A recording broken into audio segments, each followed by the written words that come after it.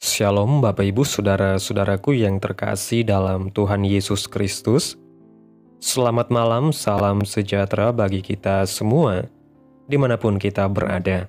Selamat berjumpa kembali di Renungan Kristen pada malam hari ini. Kiranya kekuatan dan sukacita oleh Roh Kudus melimpah dalam hati dan kehidupan saudara semua, dan semoga saudara semua dalam keadaan sehat selalu. Pada malam hari ini, sebelum kita mendengarkan renungan firman Tuhan, mari terlebih dahulu kita berdoa. Allah Bapa kami di dalam kerajaan sorga, Bapa yang kekal dan ajaib, Bapa yang penuh kasih sayang, Bapa di dalam nama Tuhan, Yesus Kristus. Kami mengucap syukur Tuhan, oleh karena pertolongan-Mu di sepanjang hari, kami boleh dimampukan Tuhan untuk melewati hari ini, melakukan tugas tanggung jawab kami, mengerjakan segala aktivitas kami dengan pertolongan Tuhan. Saat ini ya Tuhan, kami hendak mendengarkan firman-Mu. Berilah kami pengetahuan dan bimbinglah kami agar apa yang Engkau firmankan dapat bekerja sesuai kehendak-Mu. Bukalah hati dan pikiran kami untuk mendengar dan menerima firman-Mu. Kiranya firman-Mu ini dapat kami lakukan di dalam setiap kehidupan kami dan menjadi berkat bagi kehidupan kami. Berbicaralah ya Tuhan, kami sudah siap menerima firman-Mu. Dalam nama Yesus kami berdoa. Amin. Bapak Ibu Saudaraku yang terkasih, ayat renungan kita pada malam hari ini terdapat dalam kitab Wahyu pasal 2 ayat 10 yang berkata demikian. Jangan takut terhadap apa yang harus engkau derita. Sesungguhnya, iblis akan melemparkan beberapa orang dari antaramu ke dalam penjara, supaya kamu dicobai, dan kamu akan beroleh kesusahan selama 10 hari. Hendaklah engkau setia sampai mati, dan aku akan mengaruniakan kepadamu mahkota kehidupan. Bapak Ibu Saudaraku yang diberkati Tuhan, ada 3 ciri kesetiaan yang diajarkan Alkitab.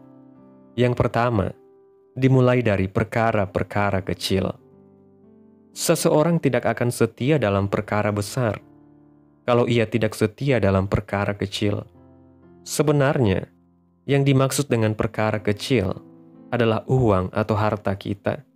Kalau seseorang masih materialistis, cinta akan uang, atau masih mencintai dunia, maka tidak mungkin ia dapat memiliki kesetiaan kepada Allah dengan benar. Tidak mungkin orang yang masih mencintai dunia dapat menyerahkan nyawanya untuk Tuhan. Oleh sebab itu, menjadi hal yang mutlak bahwa orang percaya tidak boleh memiliki ikatan dengan dunia, atau ikatan dengan kesenangan-kesenangan dunia, hiburan dan segala hobi yang tidak memuliakan Allah. Orang percaya harus berani menjadikan Tuhan dan kerajaan surga sebagai satu-satunya kebahagiaannya. Yang kedua, tidak bersyarat. Kesetiaan tidak bersyarat, artinya tetap setia kepada Tuhan, apapun yang harus dialami atau dijalani. Kesetiaan tidak bersyarat adalah kesediaan untuk berkorban apapun demi pekerjaan Tuhan. Orang percaya yang memiliki kesetiaan tidak bersyarat pasti bersedia melakukan apapun tanpa menuntut upah. Walaupun ia tahu bahwa ia akan memiliki upah, namun upah itu akan diperolehnya nanti di langit baru dan bumi baru, bukan di dunia ini. Hamba Tuhan atau orang Kristen yang memiliki kesetiaan seperti ini akan bersedia melayani tanpa menuntut upah dari manusia. Jadi kalau kita setia kepada Tuhan, hal itu bukan sekedar karena kita mau memperoleh upah dari kesetiaan tersebut bagi diri kita. Kesetiaan kita harus berangkat dari hati yang mengasihi Tuhan. Tentu dengan kesadaran bahwa Tuhan terlebih dahulu mengasihi kita, bahwa kita berhutang kehidupan dan kebaikan kepada Tuhan. Oleh sebab itu, patutlah kita bersikap setia kepada Tuhan sebagai ucapan syukur kita kepada Tuhan, serta sebagai usaha untuk membalas kebaikannya. Yang ketiga, kesetiaan sampai akhir. Kita harus mengerti bahwa bukan hanya awal perjalanan kekristenan yang menentukan, tetapi juga pertengahan. Artinya, sepanjang jalan hidup ini dan akhir dari perjalanan hidup kita, Tuhan menghendaki sampai kita menutup mata, kita dijumpai Tuhan setia kepadanya. Tanpa kesetiaan, percumalah pengiringan kita kepada Tuhan selama bertahun-tahun. Dalam kitab Wahyu pasal 2 ayat 10 ditunjukkan kepada kita bahwa sekalipun aniaya dan penderitaan menimpa kita, tetapi kita harus tetap setia kepada Tuhan sampai mati atau sampai akhir. Alkitab memberikan gambaran kesetiaan bagi setiap orang percaya. Yang pertama, kesetiaan sebagai umat kepada Allah. Kesetiaan ini berkaitan dengan ibadah kepada Tuhan. Kalau seseorang menjadi umat Allah, maka ia dituntut untuk setia kepada Allahnya dalam beribadah. Ini berarti orang percaya harus tetap memuji, menyembah dan memuja Allah. Bukan hanya dalam kebaktian, melainkan harus menjadikan Tuhan sebagai satu-satunya yang berharga dalam hidup ini. Yang kedua, kesetiaan seorang anak kepada Bapa. Kesetiaan di sini adalah kesetiaan yang berkaitan dengan kepatuhan kita secara mutlak dengan penuh hormat, seperti yang dilakukan Yesus kepada Bapanya. Seorang Kristen tidak bisa berkata bahwa dirinya setia kepada Tuhan kalau ternyata hidupnya tidak sesuai dengan firman Tuhan. Kesetiaan di sini merupakan kesetiaan yang berkaitan dengan kepatuhan, melakukan segala sesuatu yang dikehendaki oleh Allah. Ketidaktaatan kepada Tuhan merupakan pengkhianatan kepadanya, sebab ketidaktaatan kepada firman dan hukum-hukum Tuhan sama artinya dengan persengkongkolan dengan iblis atau kuasa kegelapan. Kepatuhan kita harus dibangun di atas kesadaran bahwa kita adalah anak dan Allah adalah Bapa kita yang harus dipatuhi.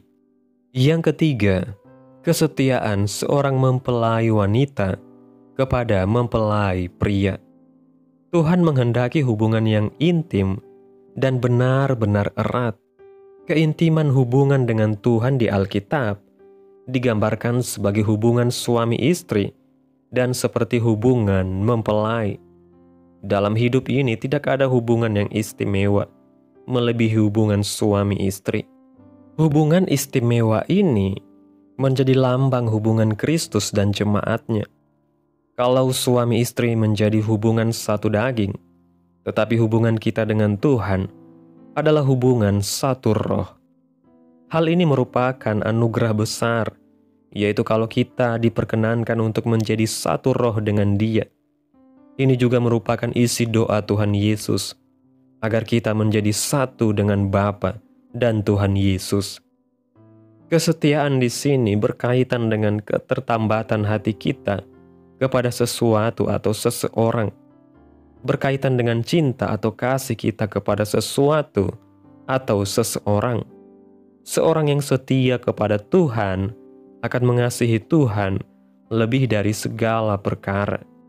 Bila kita mengasihi seseorang atau sesuatu melebihi kasih kita kepada Tuhan, berarti ini adalah sebuah ketidaksetiaan. Tuhan harus menduduki tahta pertama dan utama dalam hati kita, serta satu-satunya. Bapak Ibu Saudaraku yang dikasihi Tuhan, kesetiaan adalah kualitas utama yang dikehendaki Tuhan dari setiap orang percaya. Dalam kitab Wahyu pasal 2 ayat 10, Tuhan mengingatkan kita untuk tidak takut akan penderitaan, tetapi tetap setia sampai akhir, karena kesetiaan itu akan diganjar dengan mahkota kehidupan. Ayat ini memberikan penguatan bahwa penderitaan bukanlah akhir, melainkan ujian yang membawa kita kepada kemenangan yang kekal. Kesetiaan kepada Tuhan harus dimulai dari perkara-perkara kecil.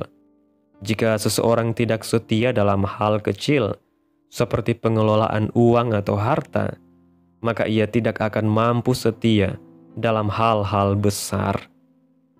Oleh karena itu, orang percaya harus bebas dari cinta dunia dan menjadikan Tuhan sebagai satu-satunya sumber kebahagiaan. Selain itu, kesetiaan sejati adalah kesetiaan yang tidak bersyarat. Artinya, kita tetap setia kepada Tuhan meskipun tidak ada upah yang segera diterima di dunia ini. Kesetiaan seperti ini lahir dari hati yang tulus, yang mengasihi Tuhan karena kebaikan dan kasih-Nya yang telah lebih dahulu diberikan kepada kita. Tuhan juga menghendaki kesetiaan yang konsisten sampai akhir hidup. Tidak cukup hanya setia di awal, tetapi setiap orang percaya dituntut untuk terus berjalan dalam iman dan ketaatan hingga akhir hayatnya. Dalam perjalanan ini, kesetiaan menjadi bukti nyata dari pengiringan kita kepada Kristus. Alkitab menggambarkan kesetiaan dalam 3 relasi penting. Sebagai umat yang beribadah kepada Allah, sebagai anak kepada Bapa dalam ketaatan, dan sebagai mempelai wanita kepada mempelai pria dalam keintiman kasih. Kesetiaan dalam semua aspek ini menunjukkan bahwa Tuhan adalah pusat dan tujuan utama hidup kita, dan tidak ada kasih atau hal lain yang boleh menggeser posisi Tuhan dari tahta hati kita. Amin. Tuhan Yesus memberkati. Demikianlah renungan firman Tuhan pada malam hari ini. Biarlah menjadi berkat bagi saudara yang sudah mendengarkan. Dan untuk menutup renungan pada malam hari ini, mari kita berdoa. Bapa kami yang ada di dalam kerajaan sorga, Bapa yang mulia dan kudus, Bapa yang ajaib, Bapa di dalam nama Tuhan Yesus Kristus, kami bersyukur atas pertolongan-Mu dan penyertaan-Mu, juga atas kasih dan berkat-Mu dalam hidup kami. Kami berbahagia dan bersyukur atas kebaikan Tuhan dalam hidup kami. Terima kasih Tuhan buat penyertaan-Mu di sepanjang hari yang telah kami lewati. Hingga pada malam hari ini, kami boleh ada lagi sebagaimana kami ada. Kami boleh bersyukur di hadapan Tuhan melalui doa dan renungan pada malam hari ini. Terima kasih Tuhan Yesus buat kebenaran firman-Mu. Kami mengucap syukur atas firman-Mu yang menguatkan dan meneguhkan hati kami. Ajarilah kami untuk setia kepada-Mu dalam hal-hal kecil, tetap mengasihi-Mu tanpa syarat, dan bertahan dalam iman sampai akhir hidup kami. Penuhilah hati kami dengan kasih yang murni, agar kami senantiasa menempatkan Engkau sebagai yang terutama dalam hidup ini. Terima kasih Tuhan buat firman-Mu, tanamkan dalam hati kami, dan mampukan kami untuk melakukan firman-Mu sesuai dengan kehendak-Mu. Dan biarlah perkataan firman-Mu terus menyegarkan jiwa kami, menghidupkan hati yang lemah dan lesu, dan membangkitkan harapan dan kasih. Berkati umat-Mu yang sudah mendengarkan firman-Mu hari ini.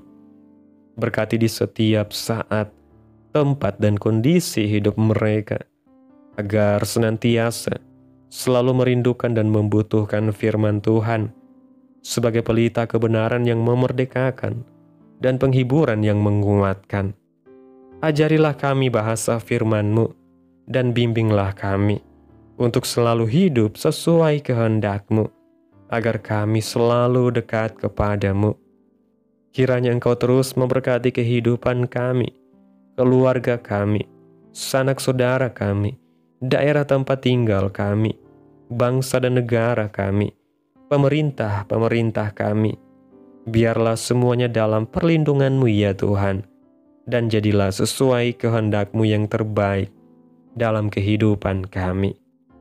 Hamba berdoa ya Tuhan buat umat-umat-Mu yang sudah mendengarkan renungan pada malam hari ini, yang saat ini sedang mengalami sakit penyakit, pergumulan masalah, kebutuhan ekonomi. Kiranya Tuhan jamah kehidupan umat-umat-Mu. Sembuhkan sakit penyakit mereka. Pulihkan keadaan umat-umat-Mu Tuhan. Berkati perekonomian mereka, serta berikan jalan keluar dalam setiap pergumulan masalah yang umat-umat-Mu sedang hadapi. Dan ajarlah kami ya Tuhan, untuk selalu berharap dan percaya sepenuhnya hanya kepada Tuhan Yesus. Pada malam hari ini ya Tuhan, kami akan beristirahat dalam tidur kami. Tutup bungkus kami oleh kuasa-Mu Tuhan. Hindarkan kami dari segala kecelakaan, mara bahaya, sakit penyakit, orang-orang jahat, kuasa-kuasa kegelapan, iblis, bencana-bencana alam, hal-hal yang tidak kami inginkan lainnya. Tuhan singkirkan, Tuhan jauhkan, Tuhan hancurkan hanya di dalam nama Yesus. Kiranya Engkau sertai dan lindungi kami di sepanjang malam ini, sehingga kami boleh bangun besok pagi dengan tubuh yang sehat, kuat, serta diberkati Tuhan. Terima kasih Tuhan, inilah yang menjadi doa kami. Mari sama-sama kita berdoa. Bapa kami yang di sorga, dikuduskanlah nama-Mu, datanglah kerajaan-Mu, jadilah kehendak-Mu di bumi seperti di sorga. Berikanlah kami pada hari ini makanan kami yang secukupnya, dan ampunilah kami akan kesalahan kami, seperti kami juga mengampuni orang yang bersalah kepada kami. Dan janganlah membawa kami ke dalam pencobaan, tetapi lepaskanlah kami daripada yang jahat, karena Engkaulah yang mempunyai kerajaan, dan kuasa dan kemuliaan, sampai selama-lamanya. Amin. Mari kita terima berkat Tuhan. Tuhan memberkati engkau dan melindungi engkau. Tuhan menyinari engkau dengan wajah-Nya dan memberi engkau kasih karunia. Tuhan menghadapkan wajah-Nya kepadamu dan memberi engkau damai sejahtera. Terimalah berkat Tuhan di dalam nama Tuhan Yesus Kristus. Amin. Selamat malam, selamat beristirahat. Tuhan Yesus memberkati.